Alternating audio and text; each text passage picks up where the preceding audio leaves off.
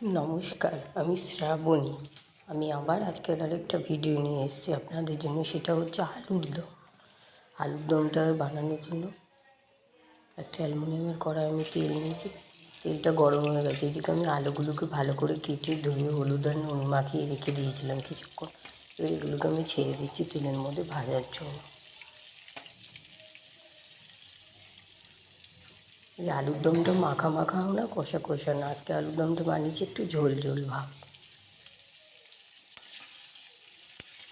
এটাকে একটু ভালো করে নাড়িয়ে দিচ্ছি ভাজার জন্য।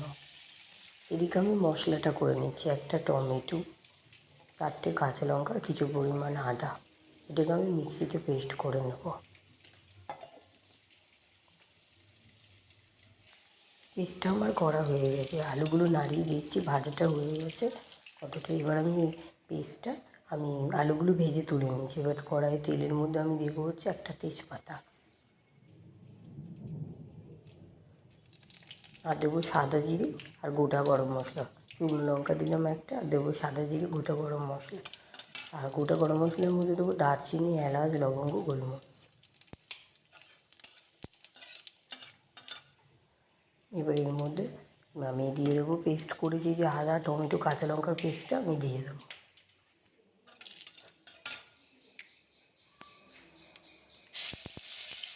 যেই আমার ফোড়ন আর গরম মশলাগুলো একটু হালকা ভাজা হয়ে গেছে, আমি এমনি দিয়ে দিলাম পেস্টটা। এরকম দিয়ে নাড়িয়ে দিচ্ছি। একটু আদাটা ভাজা ভাজা হবে, একটা গন্ধ বেরোবে ভাজা।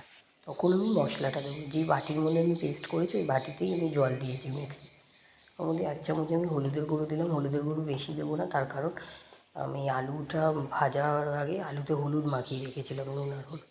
এবার দেবো হচ্ছে আমি জিরের গুঁড়ো। জিরের গুঁড়ো দেবো হচ্ছে 2 চামচ, 1 চামচ দিলাম।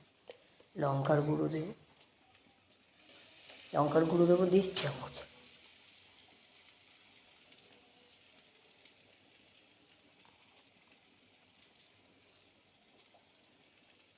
এবার এটাকে একটুখানি মিক্সির বাটিটা নাড়িয়ে নিয়ে ওর মধ্যে দিয়ে দেবো। দেখো পেঁয়াজ আর টমেটো, কাঁচা লঙ্কার পেস্টগুলো ভাজা ভাজা হয়ে গেছে। আর এর মধ্যে দেবো হচ্ছে একটুখানি নুন, পরিমাণ মতো, কারণ আমি ভাজার আগেও নুন দিয়েছি, আলু ভাজার আগে। এর মধ্যে কষিয়ে নিয়েছি। দেখো কষিয়েছে, কালারটা কী সুন্দর হয়েছে। এবার ভেজে রাখা আলুগুলো এর মধ্যে দিয়ে দেবো।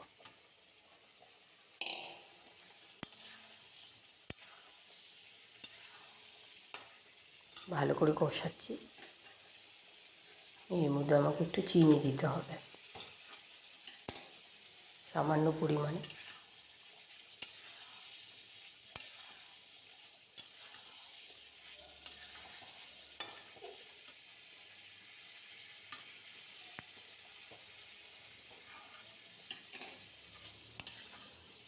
এটা আমি খুব ভালো করে কষিয়ে নেবো। কষিয়ে নিয়ে তারপরে আমি জল দেবো এর মধ্যে।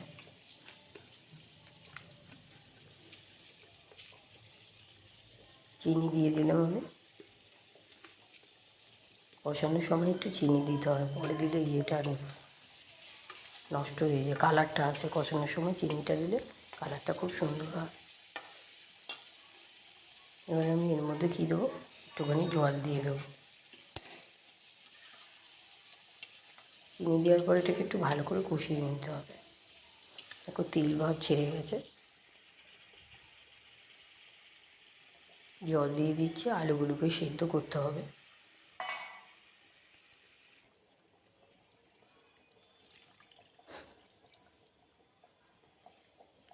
একটু বেশি করে জল দিলাম, আলুগুলো সেদ্ধ হতে সময় নেবে।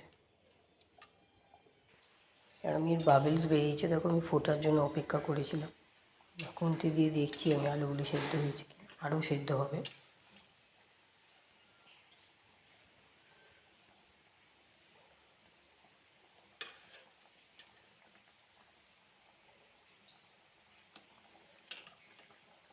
বারবার দেখছি সেদ্ধ হয়েছে। দেখো অনেকটা সেদ্ধ হয়ে গেছে। আমার ভিডিওটা কেমন লাগলো তোমরা আমাকে কমেন্টস করে জানাবে। আর ভালো লাগলে একটা কমেন্ট করো আর লাইক করো ছোট্ট একটা। আর আমার চ্যানেলটাকে অতি অবশ্যই একটা সাবস্ক্রাইব করে দিও। দেখো আমার এটা হয়ে গেছে, প্রায় হয়ে এসছে। আমি নামাবো।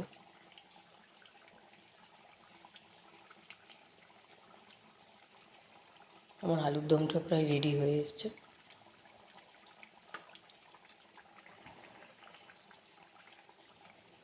আমার আলুর দমটা রেডি। আমার ভিডিওটা কেমন লাগলো জানিও। ভালো লাগলে চ্যানেলটাকে লাইক করো, ছোটো একটা কমেন্ট করো, আর চ্যানেলটাকে সাবস্ক্রাইব করে দিও।